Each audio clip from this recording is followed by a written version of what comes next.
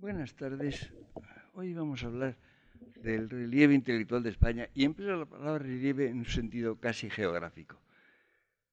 Quiero decir, cuando se habla del relieve de un país, se trata de las montañas, de las llanuras, de las depresiones, de los ríos, etc. Y quiero yo hablar de los caracteres intelectuales de la España de nuestro tiempo desde ese punto de vista. Es decir, quiero lanzar una mirada a la configuración intelectual de España, que es bastante distinta de las de otros países, y estos también a su vez difieren considerablemente. Hay un rasgo que he señalado algunas veces, pero que me parece importante tener presente, y es el que existe en España un considerable espesor del presente. Esta palabra la empleo en un sentido muy concreto.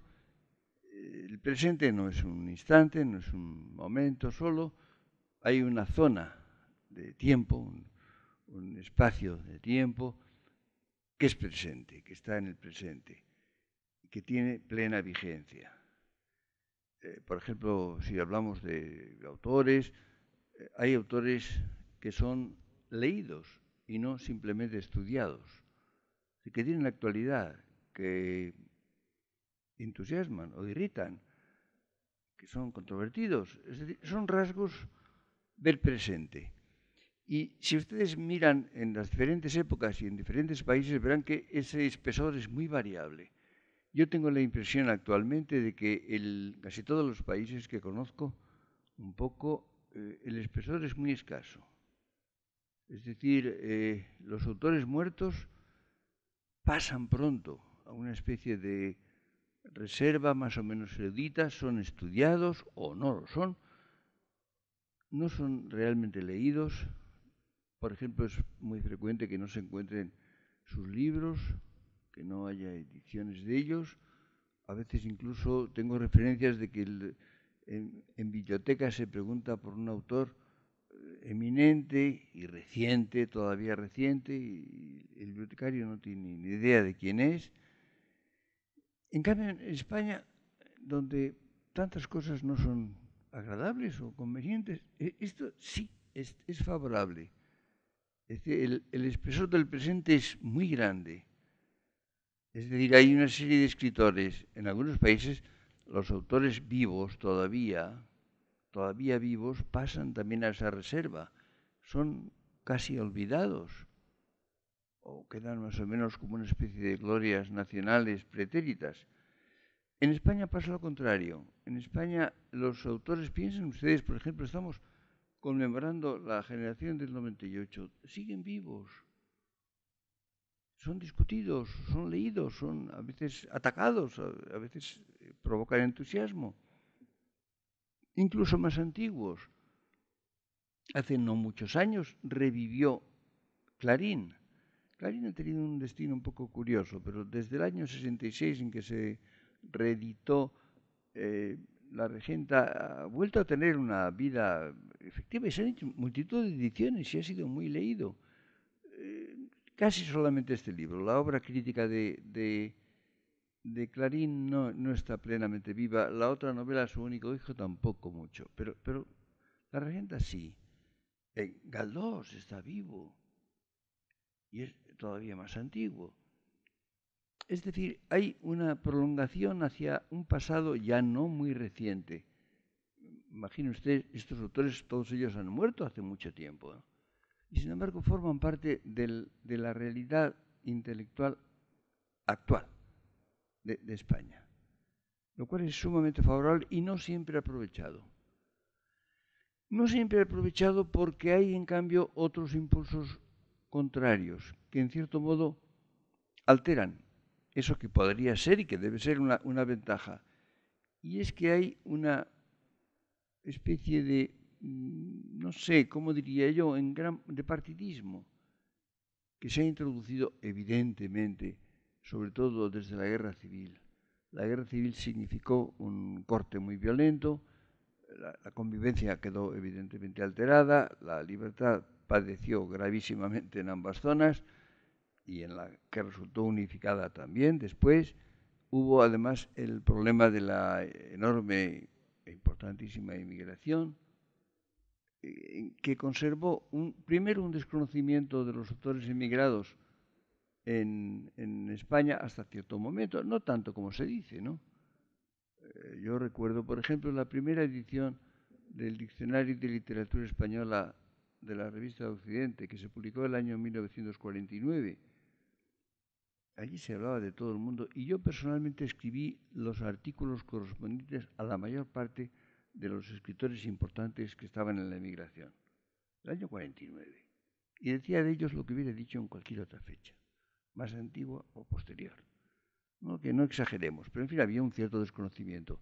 Por otra parte, los autores que residían en el extranjero, que habían emigrado, tendían a no reconocer nada que existiera en España, que se produciera en España, lo cual produjo una cierta mutilación por partida doble de la realidad total. Esto disminuyó y ha persistido en cierto modo. Ahí evidentemente se han mantenido esas actitudes, diríamos, partidistas, que hacen que se reste y no se sume todo, que no se cuente con la totalidad de la producción española desde finales de los últimos decenios del siglo XIX hasta ahora.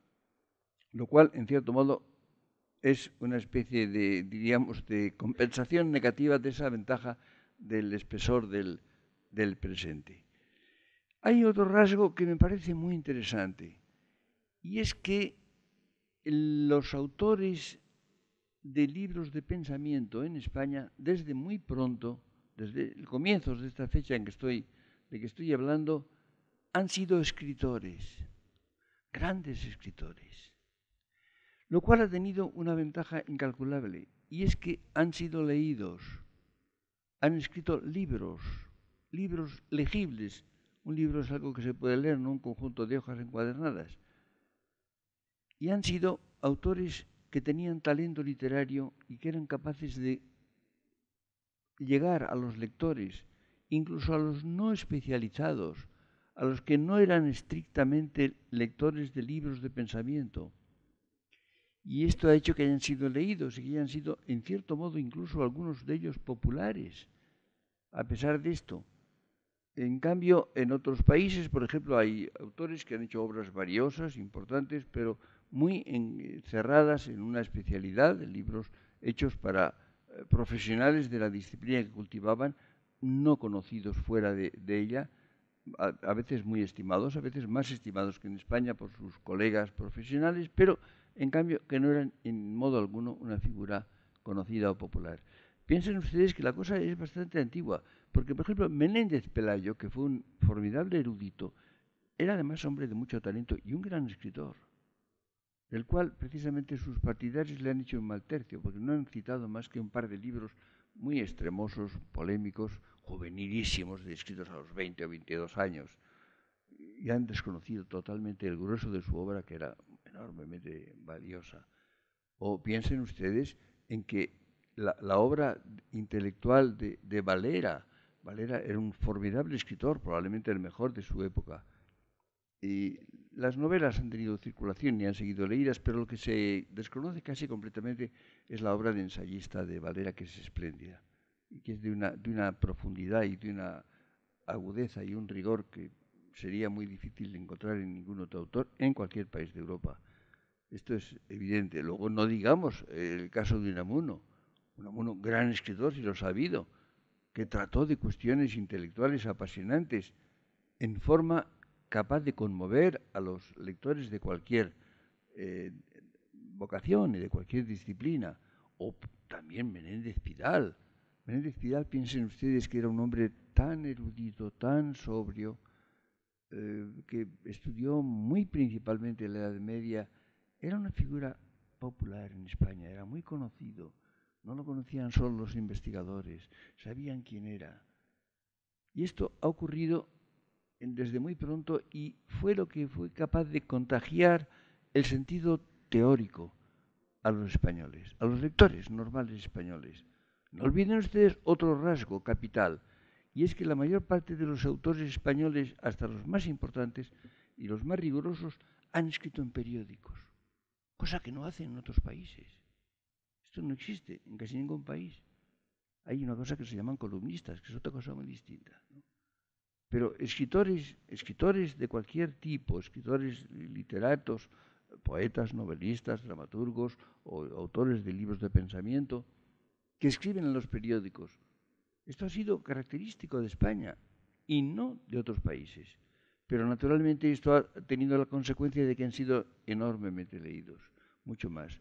Los libros en España se leían poco, las tiradas eran muy pequeñas durante el final del siglo pasado y hasta muy avanzado el nuestro, todavía son relativamente pequeñas. A veces no se reeditaban en mucho tiempo. Yo recordaba a veces el escandaloso caso de Paz en la Guerra, la novela de Unamuno, publicada el año 1897, cuya segunda edición aparece en 1923. Y esto no era excepcional, ni mucho menos. Pero escribían muchos en los periódicos. Y en los periódicos que eran muy leídos, había muchos periódicos y eran diferentes y la gente los leía.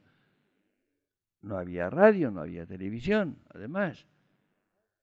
Y entonces tenían unos lectores. Por eso la popularidad de los autores no es la que nosotros pensaríamos juzgando por sus libros.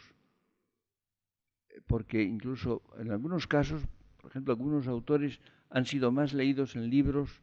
Quizá, por ejemplo, las novelas de Baroja han sido más leídas quizá que los libros de Azorín. Pero Azorín era mucho más popular que Baroja, porque Azorín escribía constantemente en los periódicos y Baroja pocas veces. De modo que los lectores de libros de Baroja eran quizá más que los de libros de Azorín. Pero los lectores de periódico leían muchísimo más a Azorín y, por supuesto, a Unamuno y a Ortega y a tantos más. De modo que son factores que para esto que llamamos el relieve, es decir, la constitución, la configuración de la vida intelectual española, eso es absolutamente decisivo. Piensen ustedes, por ejemplo, que hay países en que un intelectual de prestigio no se atrevería a escribir en los periódicos. Perdería prestigio, le parecería que era un frívolo, que era una figura ligera, sin importancia. Luego ha habido otro rasgo que me parece importantísimo, que es una cierta espontaneidad unida a generosidad del intelectual español. Hay países en los cuales si a uno se le ocurre una idea de alguna importancia o una frase brillante o ingeniosa, no la dice, la publica. La publica en un libro o la publica en una revista especializada. El español la ha dicho siempre en cuanto se le ha ocurrido. En la tertulia, por ejemplo, las tertulias españolas han sido tan importantes. Cuando había tertulias, esto es una de las cosas que han casi desaparecido. Pero durante muchos decenios, ya desde la época romántica, ha habido tertulias que han sido algo que ha suplido las deficiencias de las universidades, de los centros de investigación, de tantas cosas. Y en esas tertulias se han dicho las mejores cosas, sin cobrar derechos, sin que constaran, sin que se pudieran poner en eso que ahora se llaman los currícula, que no existían, por fortuna. Eso también es un factor de la estructura intelectual de nuestro país. Esto conviene tenerlo presente. Y esto lleva a un resultado también interesante. Si ustedes toman, es difícil calcular, digamos, en términos cuantitativos lo que es una cultura, pero en definitiva, la cultura española desde los últimos 20 años, digamos, del siglo XIX hasta ya muy entrado la segunda mitad de nuestro siglo, si quieren ustedes, ha sido de volumen no muy grande. Es decir, en otros países ha habido, por ejemplo, grupos, grandes grupos, ha habido equipos. En España el trabajo en equipo no ha sido frecuente ni muy fácil. El español no ha tenido demasiada habilidad para actuar en equipo. Creo que esto es una cosa que ha gravitado, por ejemplo, sobre algo que hay que hacer en equipo, como el cine. Es evidente que el cine no se puede hacer, hablan del cine de autor, bueno, puede haber un director que sea inspirador y director de sus actores y sea el alma de una película, sí, pero a última hora la película la realiza un equipo, actualmente un gran equipo, que tiene que estar coordinado, conjuntado, y si esto no existe, pues el cine se resiente de ello. El español ha hecho grandes cosas cuando las ha hecho individualmente. No sé, componer un soneto, un poema épico, pintar un cuadro, hacer un sistema filosófico, escribir una novela. Eso sí, eso se ha podido hacer. En la ciencia, tener ideas brillantes es muy importante, pero también, sobre todo en la época más próxima a nosotros, también requiere equipos, instalaciones, instrumentos. Y esto es más difícil. ¿Comprenden ustedes? Hay luces y sombras en esta realidad cultural española. Hay, por ejemplo, incluso hay equipos de docentes. Ustedes piensen, sobre todo a nivel universitario, hay países en los cuales hay muchos profesores competentes. Los ha habido sobre todo. Yo propendería a no hablar mucho en presente, en el mundo entero, pero en fin, ha habido. Entre otras razones porque ha aumentado el número de estudiantes de un modo pavoroso en el mundo entero y por tanto el número de profesores, y es muy difícil que haya un número de profesores que sean realmente competentes, pero al fin y al cabo es posible. Lo que no es tan posible, lo que no es muy probable, es que haya tantas gentes con vocación de profesores, con vocación de enseñar. Y yo creo que de esto se resiente la universidad mundial, en unos países más y en otros menos, pero en todas partes. Ustedes piensen, por ejemplo, cómo hay campos en los cuales se advierte en el mundo entero, pues no sé, la desaparición de grandes figuras. Yo pienso a veces en algo que me es familiar y que además me interesa personalmente, que es el hispanismo. El hispanismo en todo el mundo.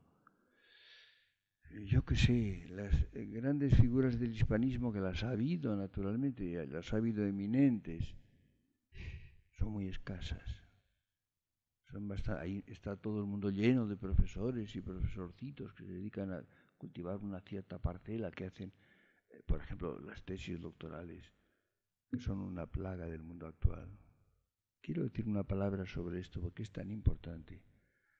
A principios del siglo las tesis doctorales eran en todas partes, menos en Francia, pues que en Francia eran otra cosa. En Francia eran a veces la obra más importante de un intelectual, tenían otra función. Pero en Alemania o en Inglaterra o en Italia o en España eran un folleto. Las tesis doctorales eran folletos. Yo tengo unas cuantas de las grandes figuras españolas de principios del siglo y eran folletos. Folletos un poco extensos, pero folletos. Después fueron un pequeño libro. Ahora se hacen al peso. Una tesis que no tenga 500 folios, 600 folios, no tiene ni posibilidades de pasar.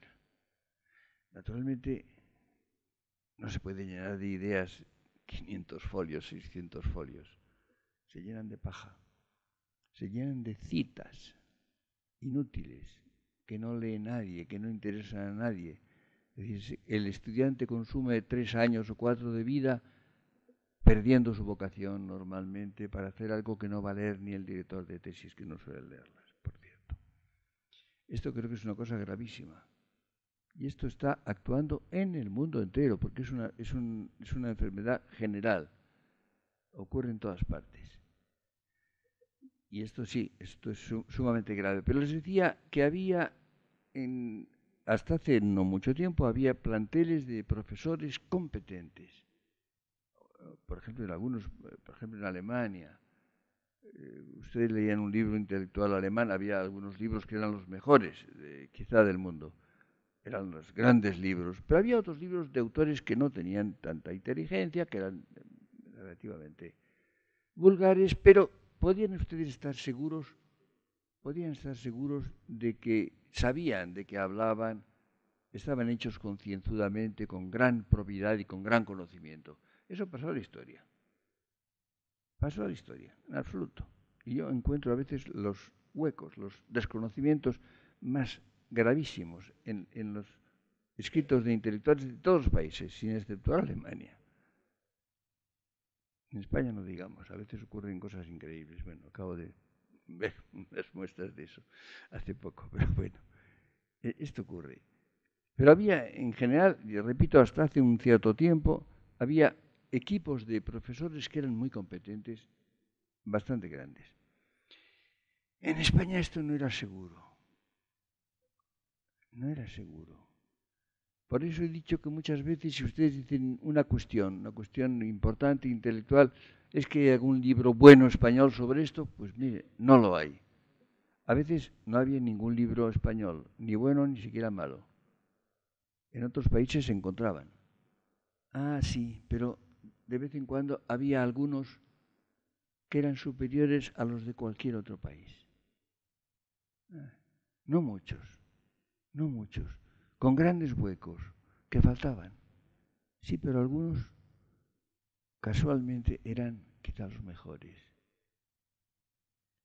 Había escasez de profesores competentes.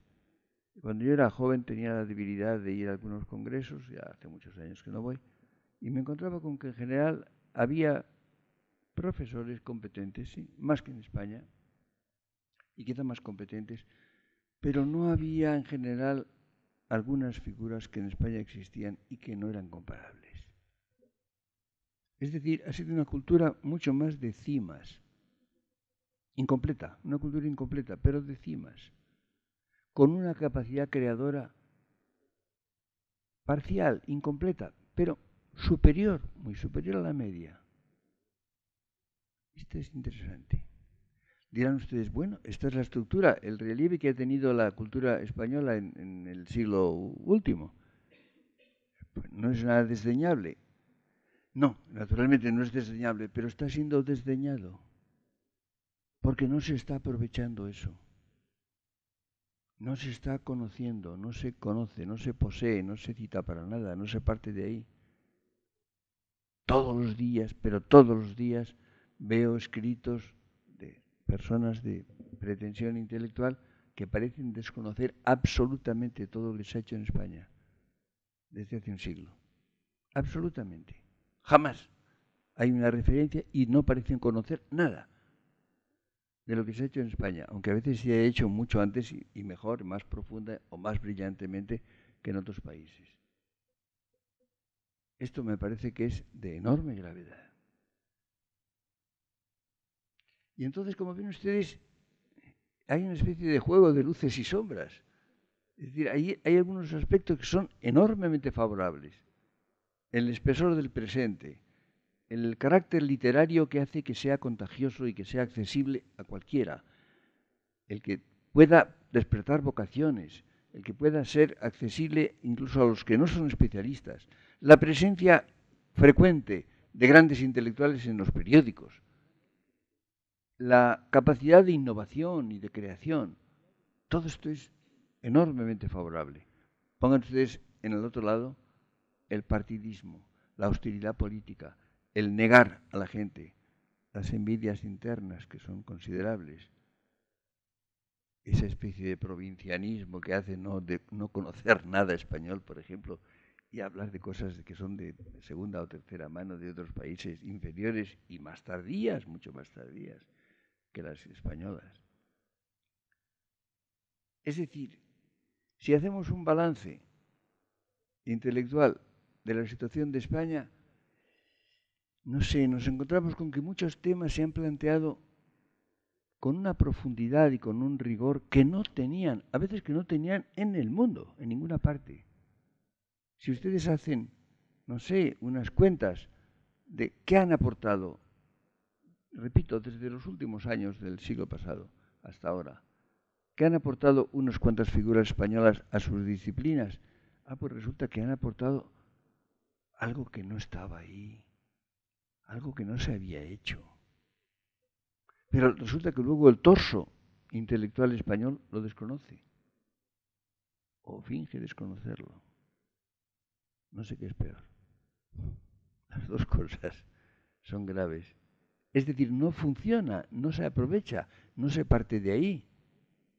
Se propende a empezar en cero o en algo ajeno mal conocido, probablemente mal conocido. Hay muchas cosas que se leen como una novedad, y uno dice, bueno, pero cuando estos señores van, estamos de vuelta. Esto se ha dicho en España y se ha dicho mejor, y se ha hecho mejor y más profundamente hace 20 años, 40 años o 80 años. ¿No ven ustedes? Es un problema, diríamos, en que en España ha predominado más creación y mala administración. Esto es. Luego hay un problema que también es general. Por desgracia, a mí las cosas las cosas malas cuando son solo españolas no me inquietan mucho. Lo malo es cuando son generales. Es decir, el nivel de ignorancia media. Por ejemplo, es evidente que la enseñanza ha decaído en todas partes. Lo que es la enseñanza, por ejemplo, en un país como Francia, Francia tenía una enseñanza excelente, con niveles muy altos en sus cimas, pero la enseñanza media, lo que se llama el bachillerato, el que en Francia hacía el bachot, en general sabía bien algunas cosas, no otras. Por ejemplo, geografía no, fuera de Francia. Pero otras cosas sí. Conocía la lengua, conocía su lengua, la hablaba y la escribía bien. Con eso ya no se puede contar. Yo conozco los Estados Unidos bastante bien y muchas universidades, muchísimas universidades, por haber enseñado en ellas o por haber dado conferencias, por haberlas conocido más o menos, desde hace ya muchos años, desde el año 51. Siguen siendo, hay unas cuantas espléndidas universidades, no tan espléndidas como eran, no tanto. A mí no me gusta engañarme. Siguen siendo, en principio, superiores, las muy buenas, superiores a las europeas. Pero no son lo que eran. Tuvieron un descenso por razones en gran parte políticas y de manipulaciones en los años 60 y tantos, hasta el principio de los 70, entre el año 65 y el 73 o 74. Después se han recuperado algo, algo. No han alcanzado el nivel que tenían en los años 50, 60, digamos hasta el 65, para tomar una fecha aproximada. No lo han recuperado. Y esto ocurre en todas partes. Hay, por ejemplo, una historia universal que se publicó en Alemania antes de la Guerra Mundial, y antes de la Guerra Española, por supuesto, que era una magnífica historia universal, muy extensa, 10 grandes volúmenes, la tradujo García Morente, se publicó aquí en español. Después, es muy antigua, como es natural, está publicada en los años del 20 al 30. Después se ha vuelto a publicar con el mismo nombre, pero en fin, ya con otros autores y con otra estructura. No es comparable. Es sumamente inferior. La Enciclopedia Internacional de Sociología, publicada en los Estados Unidos hace ya muchos años también, era admirable. Se publicó después una nueva edición, también distinta, bastante distinta, y con otros colaboradores. Me pidieron colaboración para ella, yo envié 2 artículos para ella y me ofrecieron unos dólares de pago, o bien si yo prefería la obra, no sé, 15 tomos, parece que eran y pedí la obra, y la tengo por tanto en mi casa. Está bien, es una obra valiosa. Sí, pero si se conoce la anterior, no es comparable. La enciclopedia británica, yo compré hace muchos años porque la encontré y era barata. Yo tenía muy poco dinero. Y compré la edición, la 11ª edición, la de 1911. Y dije, bueno, por lo menos para todo lo anterior, a esa fecha me servirá. Luego tuve un poco más de dinero y compré una reciente. No se puede comparar. Luego he descubierto que sí, que se reconoce que la mejor edición es la de 1911. Y la uso mucho más. Claro, no la uso para cosas recientes, pero para todo lo que es anterior, la uso mucho más que la reciente, porque es incomparablemente superior. Y yo me pregunto por qué.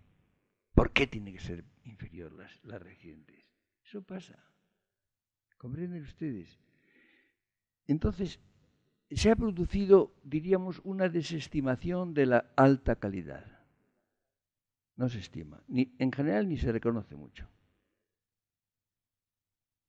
Y esto es lo que ha hecho que en una cultura como la que estoy describiendo, española, una cultura muy creadora, mucho más que de equipos, de cimas, con diríamos, con un esplendor de expresión que no ha sido frecuente en el pensamiento. Esto no es muy estimado, no es muy conocido, no se aprovecha. Además hay una especie de pedantería que hace que lo que está escrito en español parece que no interesa, ¿no? Es mejor lo que está escrito en lenguas que no se conocen bien, ¿verdad? Porque hay que ver qué cosas se encuentran. Y esto es peligroso. Pero yo creo que si hacemos un balance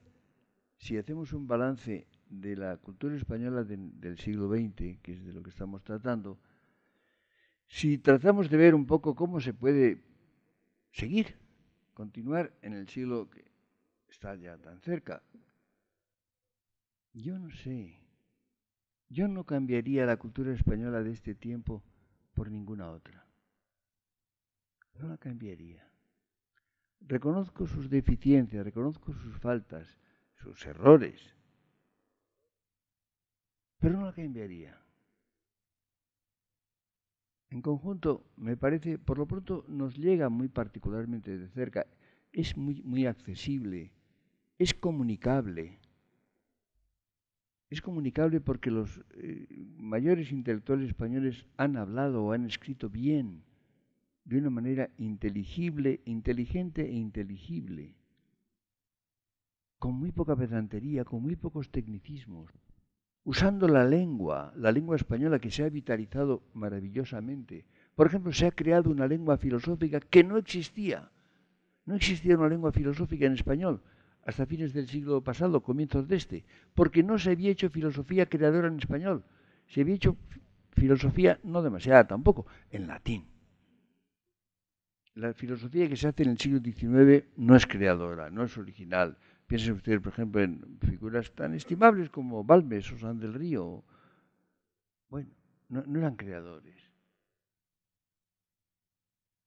Esto empieza con Unamuno, ahí empieza.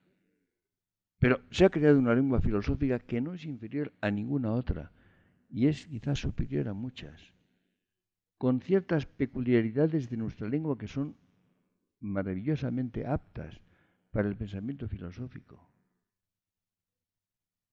Y se han hecho descubrimientos capitales. Y hay disciplinas que se han llevado a un nivel que no tenían en ninguna parte. Piensen ustedes en la teoría literaria, en la interpretación del arte. La interpretación de lo que España debe a unos cuantos historiadores del arte españoles.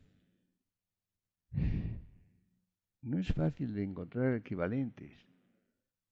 Hay una disciplina en la cual ha habido algo extraordinario, que es el arabismo, por ciertas razones. Ha habido una escuela de arabistas desde muy pronto, desde bastante a comienzos del siglo XIX, desde Conde, pero no digamos luego con Rivera y los demás, y naturalmente la gran figura de Asín Palacios, seguida por otros. Bueno, García Gómez ha sido una figura extraordinaria también, ¿no? En diferentes campos. Asín Palacios más en la teología y la filosofía musulmanas, García Gómez mucho más en la poesía. Pero y han creado una escuela excelente. Naturalmente la filología ha estado desde Menéndez Pidal, ha sido algo que sigue vivo y que ha tenido un desarrollo extraordinario. Todo eso, digamos, no sé, ha sido vivo, atractivo, con una concreción que ha llevado a las cuestiones que son cotidianas, pero que hay que plantearlas, y en España se han planteado con rigor intelectual, desde un punto de vista superior, no desde el punto de vista meramente anecdótico o de la actualidad diaria. Esto me parece algo inapreciable. Pero hay otro aspecto que me parece que también hay que tocar, y es el siguiente. Les he hablado a ustedes con cierta amargura del desconocimiento, del desdén por lo valioso, del desconocimiento que hay de ello. Pero hay, de vez en cuando, hay algunas figuras que son muy admitidas, que son, diríamos, muy consagradas. Y entonces esa actitud, digamos, de desconocimiento o de desdén se transforma en algo que también me parece funesto, que es la beatería. Ah, lo ha dicho fulanito, y entonces todo lo suyo es maravilloso. Pues no, resulta que tampoco es así. Resulta que a lo mejor un escritor que es espléndido, o un investigador, tiene sus vacilaciones, tiene sus errores, tiene tal vez manías de vez en cuando también. No todo es igualmente valioso. Me acuerdo que una vez decía, hablando de Unamuno, hablando con admiración y a la vez descontento de Unamuno, decía Ortega, conviene que tengamos fauces discretas. Me parece un consejo admirable. Hay que tener fauces discretas. Hay que tragarse las cosas, pero no todo por igual. No igual una fruta suculenta o un pedrusco. Es decir, que ha habido autores que han hecho una obra sumamente valiosa y otras veces no la han hecho. Hay errores, hay lagunas, hay desconocimientos, hay apasionamientos polémicos, por ejemplo. Hay unas cuantas figuras que entran en eso. Ahora, esto es un problema de publicidad que pasa en el mundo entero. Las figuras que entran en el circuito, que llamo el circuito de la publicidad y de la popularidad. Son gente que tan pronto como anuncian que van a publicar un libro, todas las editoriales del mundo piden los derechos de traducción y lo traducen, lo publican, sin saber si el libro es bueno o malo, porque no existe. A lo mejor es muy malo. Los libros de todos los autores pueden ser buenos o pueden ser malos. Con verlo basta, pero se hace sin verlo. Y entonces ya todo se repite, y por eso se publican hasta las cartas, todas las cartas, todos los papeles, las cuentas de la lavandera de los escritores que están en el favor. Bueno, con lo cual se les hace un mal servicio a ellos, ¿no? Se está enterrando en papel insignificante a los autores más estimables y más valiosos, ¿no? Eso es un fenómeno. Entre la avidez de las familias y la avidez de fama o de currículum de los investigadores, esto es una plaga universal, universal. Creo que es fundamental el rigor, es fundamental distinguir. Hay que reconocer lo que es admirable y partir de ello y aprovecharlo y desarrollarlo y continuarlo. Hay que discrepar cuando hay que discrepar. Hay que reconocer que tal autor admirable se equivocó en tal aspecto. No conocía bien ciertas cosas que debía conocer o tenía un descubrimiento. Esto es muy frecuente. Cuando alguien hace un descubrimiento, se encariña con él y lo aplica a todo. A lo mejor no se puede aplicar a todo. Cuando hablo, por ejemplo, digo a veces yo de eminente ciudad que aclaró muchas cosas y no confundió ninguna. Hay autores que han aclarado algunas cosas, pero han confundido otras. Frecuentemente por enredarse en polémicas que suelen ser bastante estériles. Es decir, hace falta, no sé, enfrentarse con esa cultura cuyo relieve estoy tratando de trazar con entusiasmo y exigencia. Es la combinación que me parece favorable. Es decir, hay que poseerla, hay que conocerla, hay que ver qué tiene de nuevo y qué es fecundo, qué es lo que se puede continuar, qué es lo que está pidiendo continuación, qué es lo que tiene posibilidades de dilatación, de perfección. Y hay que continuar, evitando lo que se pueda olvidar, lo que se pueda dejar de lado, porque no es fecundo, porque no es acertado, porque no es verdad en último término.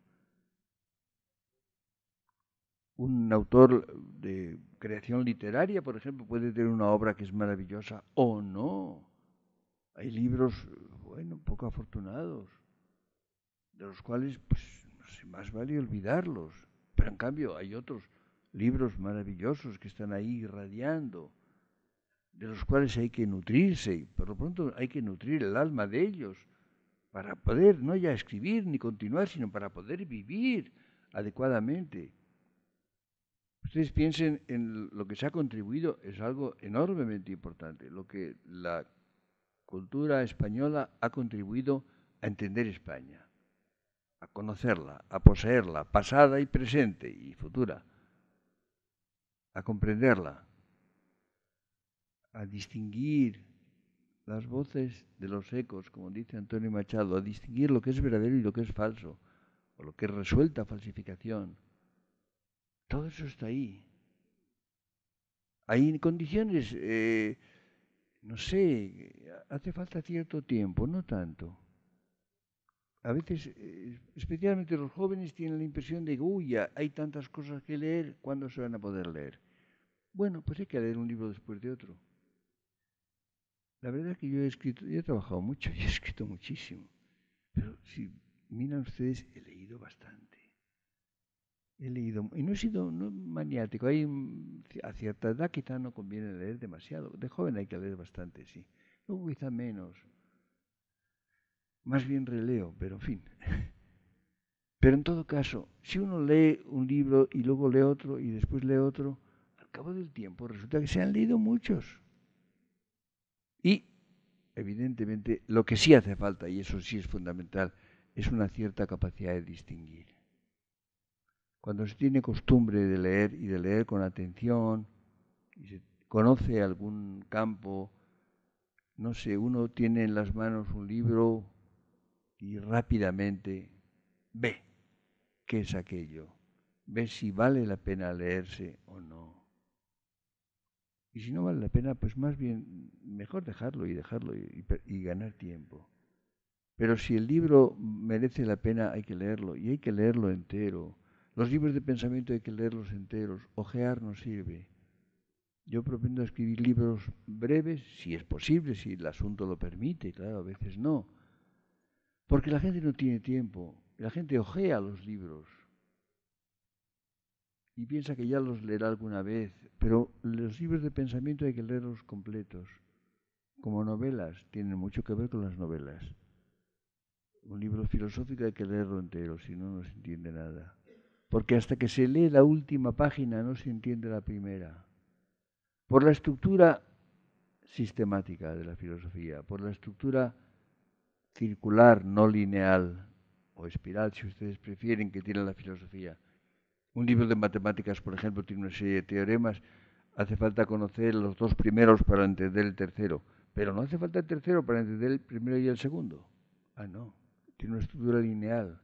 La filosofía no. Si ustedes leen la primera página de un libro filosófico y dicen, pues no acabo de entenderlo bien, voy a volver a leerla. Vuelven ustedes a leerla, siguen sin entenderla bien. Leen 10 veces, siguen sin entenderla, sigan leyendo. Y cuando llegan a la última, es cuando entienden la primera. Es la única dificultad que tiene la filosofía, pero la tiene, esa la tiene. Y naturalmente si el libro tiene 500 páginas, pues no es muy probable llegar a las 500. No es muy probable, a menos que tenga un interés especial y tenga uno tiempo y voluntad. Por eso la brevedad es considerable. No olviden ustedes, Ortega decía, todas las grandes metafísicas son metafísicas de bolsillo. Y si se mira bien, sí, lo son. La de Aristóteles cabe en un bolsillo perfectamente. ¿Comprenden ustedes? Esta es la situación. Por tanto, ese balance que estoy haciendo, esa especie de trazado geográfico, como quien hace un mapa de la cultura española, de la cultura intelectual española, no sé, yo creo que es confortador ese balance. Yo les decía a ustedes que no cambiaría esa cultura por ninguna otra. No es un problema solamente de valoración, que además creo que sí, que se podría justificar, es algo más. Es que una cultura pensada en nuestra lengua es íntegramente inteligible, plenamente inteligible. Si ustedes piensan, si ustedes quieren comprender comprender una obra escrita en otra lengua, la comprensión plena de esa lengua, de esa obra, requiere leerla en su lengua original. Lo siento, pero es así. Pero la posesión plena de una obra hay que hacerla en la lengua propia. Quiero decir que si no repiensan ustedes esa obra que han leído en alemán o en francés o en griego o en latino, lo que sea, si no la repiensan en español, con palabras españolas, con giros españoles, no acaban de poseerla, no acaban de hacerla suya. Esta es la doble condición. Yo no lo he inventado, las cosas son así. Pero naturalmente lo que se ha pensado en español y se ha escrito en español, eso es inmediatamente inteligible, inmediatamente asimilable y poseíble. Imaginen ustedes lo que significa esto. Lo que significa el repertorio de posibilidades intelectuales que están ahí, a nuestra disposición, transparentes, diáfanas, que podemos hacer nuestras radicalmente. Ustedes imaginen que se hiciera, ustedes imaginen que hubiese una generación o una promoción, un par de promociones dispuestas a tomar posesión de lo que tenemos, de lo que es nuestro. Ustedes imaginen cómo podríamos entrar en el siglo XXI. Muchas gracias.